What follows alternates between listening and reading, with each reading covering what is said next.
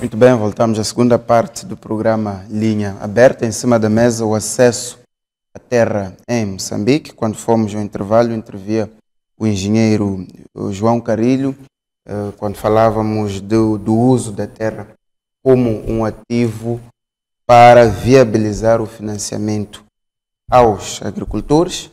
E nesta segunda parte abrimos a linha ao caro telespectador que pode ligar, dar a sua contribuição, opinião ou mesmo perguntas aos nossos convidados. Senhor Diretor Nacional de Economia, quero ouvir de si como é que é esta discussão sobre o uso da terra como um meio, como um ativo para financiar a agricultura. Como é que este debate é encarado dentro do Ministério da Agricultura? O nosso ponto de partida, o ponto de partida de todos os debates é a definição legal, não é? A definição constitucional. A terra em Moçambique não se vende, não pode ser hipotecada e tal. O debate gira à volta do seguinte: como é que nessas condições de não venda... O diretor, não perca o seu fio de pensamento. Vamos ao encontro do Sr. Clério, da Zona Verde, aqui mesmo em Maputo. Boa noite, Sr. Clério. Boa noite. Boa noite. Boa noite.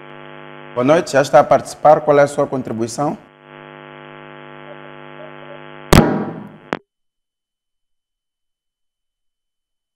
Perdemos o contacto com o Sr. Clério, que falava da Zona Verde. Esperamos que volte a ligar para dar a sua contribuição. Sim, Sr. Diretor.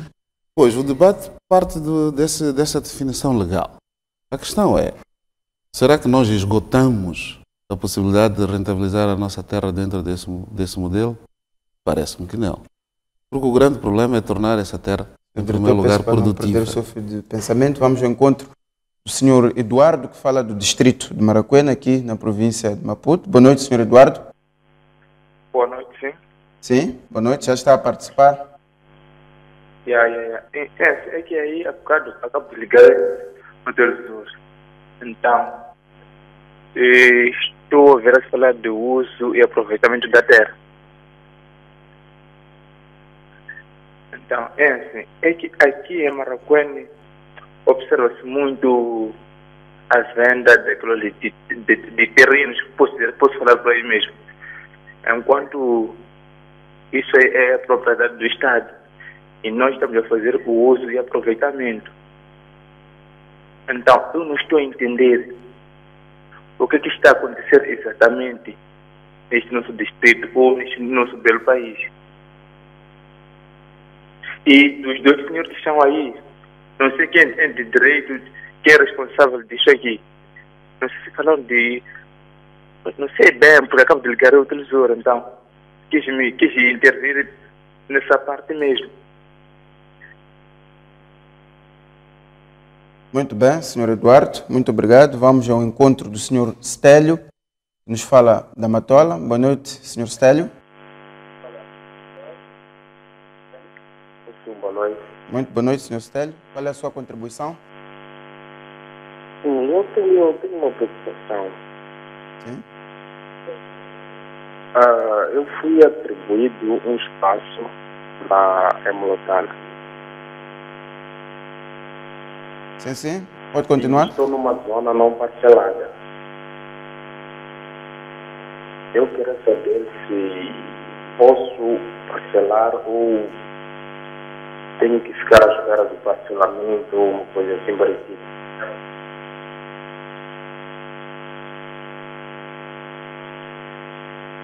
Muito bem.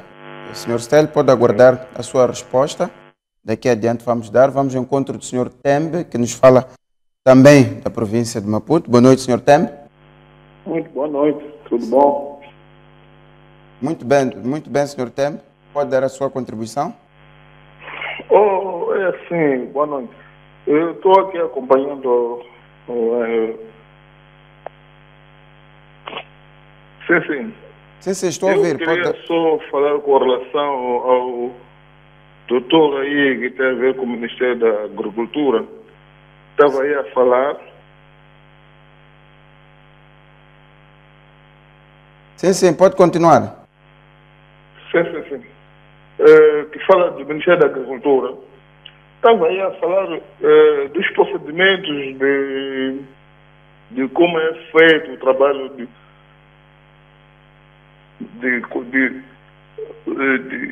diria que do cadastramento, né? Que quando alguém vai para lá, depois é preciso transporte, paga-se outros emolumentos.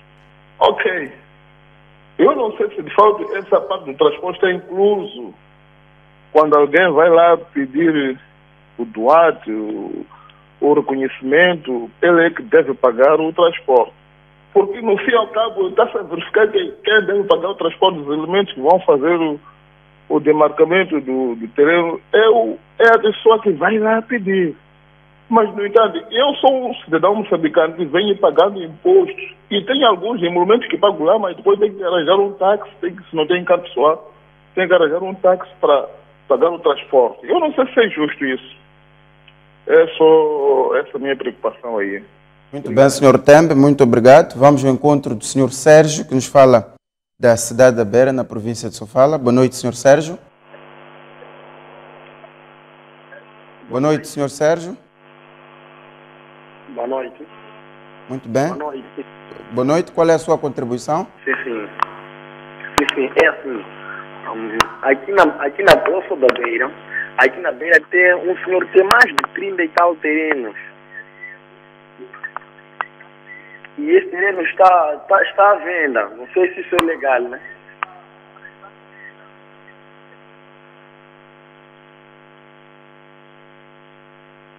Muito bem, Sr. Sérgio. Pode aguardar a resposta da sua questão.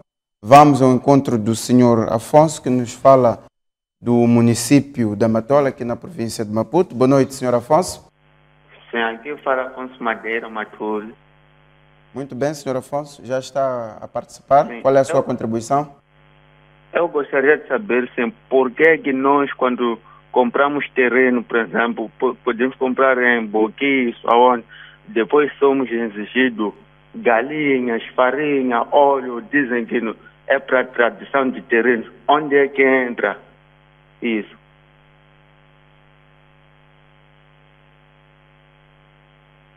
Muito bem, Sr. Afonso. Sim. Muito bem. Senhor Diretor, estávamos na questão do financiamento. Pois, nesse aspecto... Mais um minuto, temos mais um telespectador em linha. Senhor Zacarias, muito boa noite. Da Matola. Muito boa noite, Senhor Zacarias, que nos fala da Matola. Qual é a sua contribuição? Sim, eu queria saber, é porque eu estou interessado em trabalhar em uma terra, né? Qualquer. Eu gostaria de saber quais são os procedimentos a seguir para poder adquirir uma terra e oficialmente aqui no país. Muito bem, muito obrigado, Sr. Zacarias. Diretor? Alô? Sim, já está registrada a sua contribuição. Muito bem, vamos também ao encontro do Sr. Ricardo, que nos fala aqui da cidade de Maputo, concretamente no bairro da Malhangalene. Boa noite, Sr. Ricardo. Sim, boa noite. Boa noite. Eu tenho... a minha questão é a seguinte. Quando é que vai parar a venda de terra? E vou falar concretamente do caso da habitação. Há muita pressão, há muitos jovens a precisarem de construir a habitação própria, e o que está a acontecer é que tem que pagar valores, somas avultadíssimas para obter terra, fora aquilo que depois tem que investir, isto na compra dos materiais de construção e por aí fora. Não consigo perceber, compreender o porquê, neste caso, do governo de Moçambique não agir, do Estado moçambicano não agir na confiscação de terras daqueles que não as usam, porque há muito assambarcamento de terra, há pessoas com enormes extensões de terra, não fazem nada com essas terras, não fazem nada, e entretanto temos tanta gente a precisar de terra para poder construir sua própria habitação. Há jovens que ganham menos de 5.000 meticais e com os preços que são praticados atualmente, quando é que os jovens poderão adquirir um pedaço de terra com os preços que atualmente são os que a gente verifica no mercado? Porque, na verdade, basta ir ao Jornal de Notícias a ver que a terra está mesmo à venda em Moçambique. Muito obrigado. Muito bem, Sr. Ricardo. Vamos ao encontro do Sr. Lino, que nos fala da província de Maputo. Boa noite, Sr. Lino. Sim, muito boa noite. Muito boa noite. Qual é a sua contribuição? Como disse? Sim, boa noite. Qual é a sua contribuição? Sim.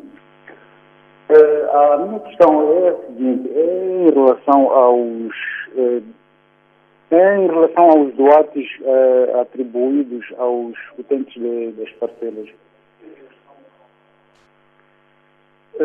A questão é que, no princípio deste ano, eu fui atribuído um espaço que, até agora, eu não posso fazer nada nesse espaço pelo motivo de não ter sido atribuído o doate, nesse caso.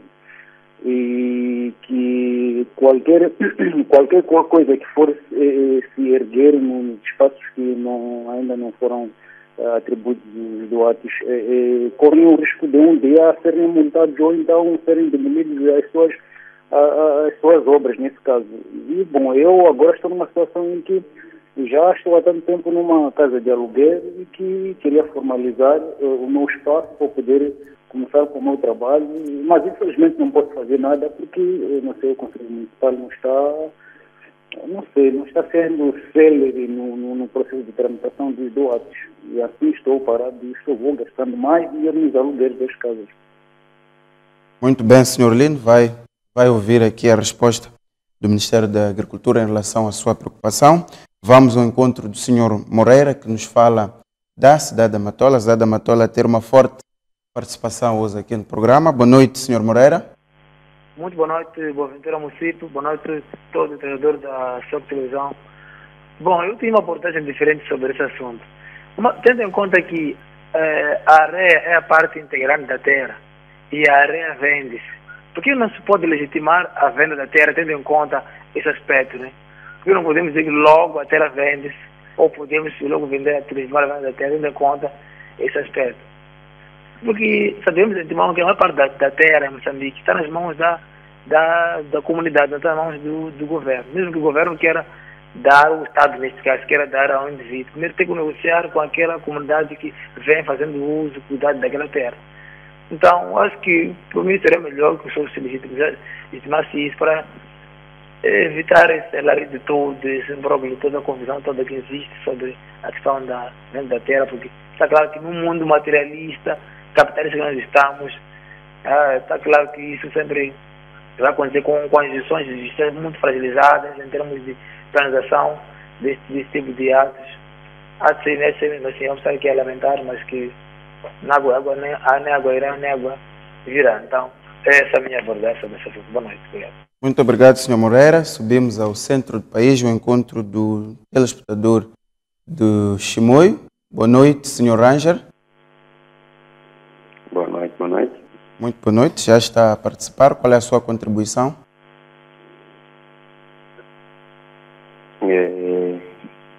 Eu estou a ver o tema em relação ao acesso à terra.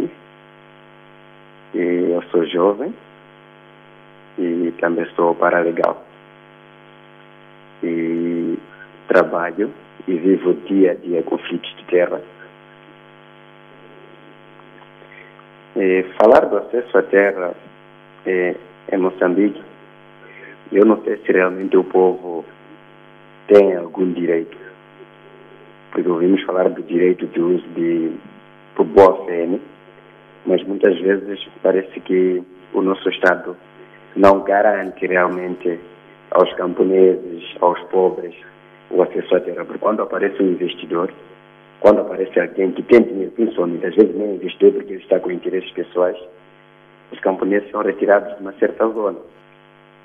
E vivemos questões reais, por exemplo, no Tidibaro, onde está Porto Céu, onde arrancou uma chamba das pessoas. As pessoas não têm onde capinar, estão lá a pôr eucaliptos. E a plantação de eucaliptos, podemos chamar, a monocultura não é uma floresta, mas o povo tinha lá algumas plantas onde podia ter medicamentos, muitas questões tradicionais. Temos a zona de Cagolo, onde faz a fronteira entre o Tio de Macossa e Baro. Temos lá muitos empresários, muitos farmeiros que também estão a correr com os camponeses das suas terras e sem nenhum direito, sem nenhuma indemnização. E falando mesmo daqui da cidade do Chimoio, temos a zona da Sualbo, onde um grupo de jovens de um certo partido estão a embarcar terras na zona da Pista África, e hoje mesmo fui viver um dos assuntos onde uma senhora que tem um grupo de crianças órfãos foi atribuído o terreno no primeiro mandato do município, quando o presidente era o senhor Sarandi, mas os jovens foram lá, se embarcaram tudo daquilo e andaram a dividir para seus fins pessoais. Mas quando se vai ao município, o município não diz nada. O chefe do posto, pior, também está metido no negócio. Então, nós ficamos preocupados. Onde está a agricultura? Onde está a geografia e cadastro? O que é que realmente está a acontecer com o nosso Estado? Então, esta era a minha preocupação. Muito obrigado, Sr. Ranger. Vamos ao encontro da Sra. Sônia, que nos fala da província de Maputo. Boa noite, Sra. Sônia. Perdemos a Sra. Sônia. Aqui muitas questões especialmente levantadas ao Ministério da Agricultura. Eu ia começar pela, penso que foi a penúltima questão levantada por um telespectador de Maputo, que questionava que, em termos práticos, a terra em Moçambique, e esta é uma verdade indiscutível, já é vendida, já é comercializada. Ele questionava por que não legitimar a venda da terra. Eu associava isto àquela ideia de se ter a terra como um ativo a partir do qual fosse possível viabilizar o financiamento da agricultura. Bom, esse debate é bastante interessante, mas posso endereçar-lhe de duas, três maneiras. Primeiro, a terra, por definição, é do Estado. Nós, como Ministério da Agricultura, é exatamente nessa estrita definição legal que nós atuamos. Não é? A nossa obrigação é cumprir a lei e fazer cumprir a lei, não é alterar a lei. Portanto, não cabe exatamente ao Ministério da Agricultura decidir se privatiza ou não privatiza a terra. Segundo, a questão principal é como é que nós viabilizamos a terra, como é que o nosso produtor viabiliza a terra, como é que torna aquela terra produtiva. Já se fez referência aqui, acima de tudo, tornando essa terra produzindo mais, elevando o nível de produtividade, para o que é preciso usar insumos melhorados e por aí fora. Esse é que é o ponto de partida. Depois, no geral, algumas questões que foram levantadas aqui, é preciso olhar a terra, neste caso, em duas dimensões. Primeiro, uma é a terra urbana.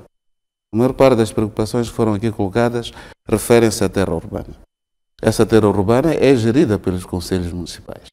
Portanto, não é diretamente o Ministério da Agricultura. E depois a questão da terra para fins agrícolas. Ora, o facto de, por exemplo, nas cidades, haver esse negócio de terra, que é manifestamente ilegal, não é? O se cometerem essas ilegalidades não pode ser a razão de fundo para se dizer que não seriam cometidas essas ilegalidades se se privatizasse a terra. Não pode ser esse o critério principal de definição. Mas é preciso pensar que quando nós falamos em terra agrícola, fundamentalmente, o nosso pequeno produtor, tudo o que ele tem é esse pedaço de terra. A sobrevivência daquele pequeno produtor de 0,6 hectares é aquele pedaço de terra. Eu não quero me colocar o cenário de esse pequeno produtor perder essa terra. Eu não penso que nós tenhamos como desejo ter movimentos dos sem terra em Moçambique. Portanto, a terra não só é um ativo econômico, para parafraseá-lo, mas é um ativo social, é um ativo cultural, é a vida das pessoas. Mercantilizar a terra é, acima de tudo, dizer que só terá acesso à terra quem tem poder financeiro para fazê-lo. Mas se quisermos ligar isto à questão do financiamento, primeiro, há que pensar que esses 3,9, 4 milhões de produtores que nós temos são produtores de 0,5 hectares, 1 hectare, por aí. Primeiro, nenhum banco vai querer gerir parcelinhas tão pequenas de terra. Como se dizia aqui, o interesse do banco não é gerir terra, é vender dinheiro. O custo administrativo de tentar gerir essas parcelinhas é tão elevado, que não estou a ver nenhum banco a ter interesse em fazê-lo. Segundo, é que os próprios bancos nem sequer estão lá no terreno onde estão essas terras. Todos nós sabemos qual é o grau de cobertura do sistema financeiro das nossas zonas rurais. Então, mesmo se a terra fosse privada, onde é que está o banco para fazer a utilização desse ativo como colateral? Portanto, há que definirmos claramente do que é que estamos a falar quando estamos a discutir a questão da terra. Uma questão presente em quase todas as intervenções eram os procedimentos para se ter o DUAT. Quais são os passos, quais são as condições que são necessárias e qual é o tempo que em que a pessoa pode tratar e depois ter o documento em mão.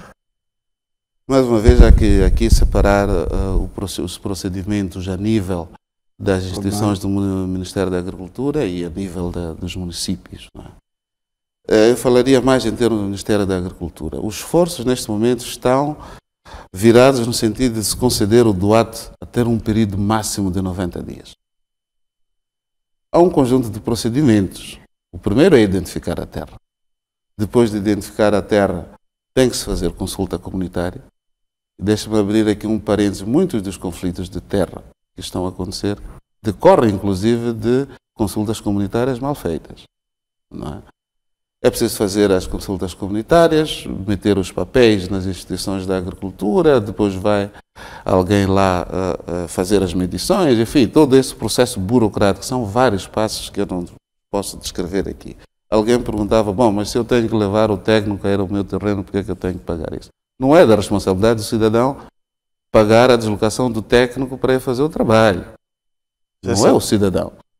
Mas a instituição é que devia custear essas deslocações. Mas como é que o cidadão, como é que alguém que quer legalizar o seu espaço pode denunciar uma situação dessas e ser resolvido? Há várias maneiras de denunciar essas situações de ilegalidades, incluindo de venda de terras, que, mais uma vez, a venda de terra é claramente ilegal. A nível do Ministério da Agricultura, pode-se dirigir aos serviços distritais de atividades económicas, às direções provinciais, mas também temos a linha verde a nível do Ministério da Agricultura. Temos 3, 4 números de telefone que estão a funcionar 24 sobre 24 horas, onde as pessoas podem fazer essas denúncias. Mas, por exemplo, os serviços distritais, por exemplo, informam a quem quer legalizar o seu espaço que não tem combustível, por exemplo.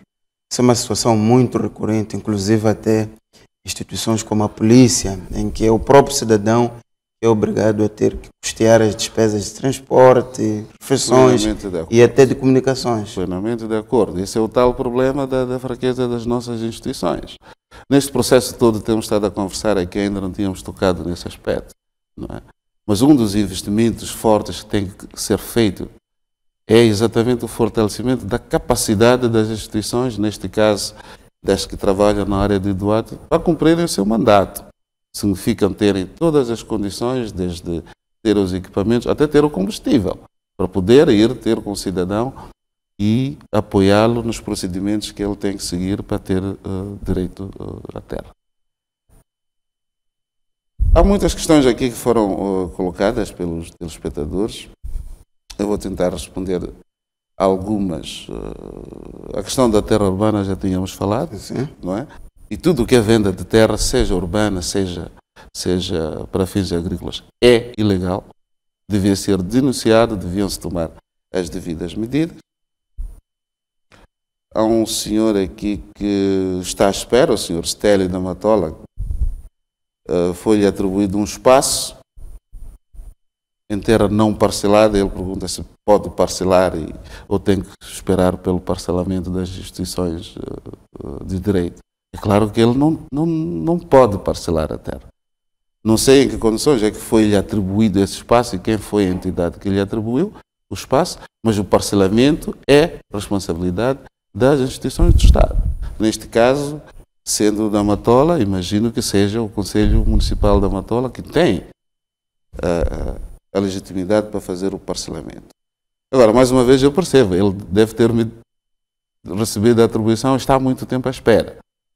E entramos outra vez na questão da ineficiência das instituições, que não estão a cumprir devidamente o seu mandato por vários motivos que não vou me debruçar sobre eles. Muito bem. Os custos do procedimento, os custos do processo não são de maneira nenhuma do cidadão. Os custos que o cidadão tem que pagar estão devidamente tipificados, não é? Mas de certeza absoluta que não metem combustível, não metem galinhas. Alguém falava aqui que eles exigem galinhas, não é nada disso. Isso é corrupção. Isso é corrupção e tem que ser combatido, tem que ser denunciado, tem que ser combatido. Não é? Deixa-me passar para... O senhor Zacarias da Matola, só para... Ele perguntava aqui procedimentos. A forma mais prática que eu poderia lhe aconselhar, se está na parte urbana da Matola, é dirigir-se imediatamente ao Conselho Municipal, vai encontrar lá os procedimentos que tem que seguir. Se está numa zona mais rural, sob a jurisdição das entidades da agricultura, é contatar os serviços provinciais de geografia e cadastro, vai ter a lista dos procedimentos que terá que tomar para aceder à sua terra. Muito bem, engenheiro Carrilho, de tudo o que ouviu, telespectadores, o que é para si importante realçar? Para mim é importante realçar que muitos dos nossos telespectadores têm razão. De facto, vende-se. De facto, faz isso,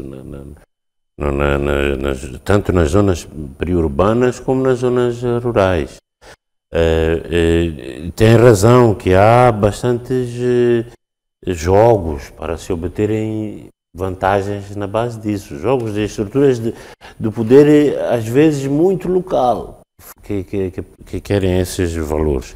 Para mim, o ponto, mais uma vez, se centra nessa questão dos direitos e das capacidades das instituições. Houve um nosso telespectador, eu registrei, que falou sobre a capacidade o senhor Ricardo, acho que era o senhor Ricardo, que falava sobre a capacidade de confiscar. De facto, tem-se feito. Provavelmente não se tem feito tal como ele gostaria, ele estaria à espera de fazer.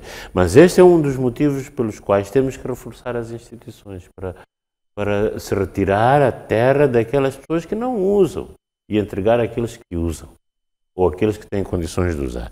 Mas estava a dizer o Sr. Moreira, por que não legitimar a venda de terras? Eu acho que esse é um outro debate. Há alguns casos em que eu acho que não haveria problema de o fazer, mas o facto é que esse é um debate muito mais amplo de toda a sociedade porque estamos a falar sobre um comando constitucional, não é uma coisa que se pode, vamos dizer assim, conversar só a este nível, não é verdade? Neste momento, o importante, na minha opinião, é impedirmos que sejam feitas ilegalidades através de uma ação rápida de fazer as legalidades. Por exemplo, a questão do cadastro. Eu insisto nesse aspecto. Se nós fizermos um cadastro rápido das parcelas que há, sobretudo as pessoas de boa fé, isto vai facilitar muitas coisas. Esta questão que está a falar de que os jovens não têm direito não conseguem arranjar lugares para viver. E que é preciso entregar, como ele dizia, galinha. Não é só galinha, às vezes é vinho também, é preciso matar um cabrito. São exigências que se começam a fazer por oportunistas, por oportunismo. Não é verdade? Então, eu penso eu insisto que era muito importante nós avançarmos no Cadastro Nacional de Terras, que esse cadastro devia também incluir as comunidades, não só pessoas singulares, mas também comunidades. Comunidades também têm que ter os seus direitos reconhecidos e documentados, embora a lei, nós sabemos que a lei não prejudica o direito, aumentar a capacidade das instituições, principalmente de fiscalizar. Em relação à questão do regime de propriedade, se a terra deve ser privada ou não, eu acho que este é um debate maior. Eu tenho as minhas opiniões sobre isso, naturalmente. Eu acho que há alguns casos em que eu não veria grandes problemas, mas esse é um outro debate. Não, é bom não misturarmos as coisas. Muito bem. Resta-me agradecer aos meus convidados, nomeadamente ao engenheiro João Carilho e também ao Diretor Nacional da Economia no Ministério da Agricultura, Raimundo Matula. Assim que nos assistiu, até a próxima terça-feira.